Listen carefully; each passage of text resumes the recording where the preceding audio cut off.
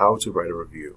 Students will be able to identify tone by using evidence, know the parts of the review, and create a review. So here's an example. Please pause the video and look at it. The first thing that we need to know is the parts of the review.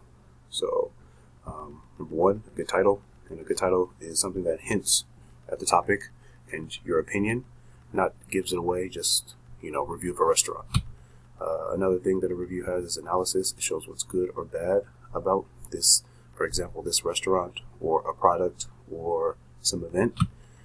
And then finally, a conclusion, which gives advice or tells that the person will keep on going back, and a rating. So how do you know if the person likes it? So if we look at this review, please pause it and watch it.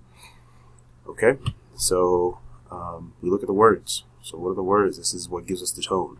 So this person, the title is less than expectation.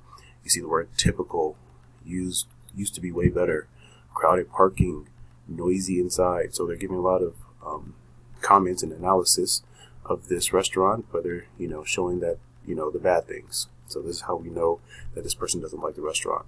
And you could also see by the review, a 1 out of 5, and wouldn't go again at all. And it's giving us advice in the conclusion.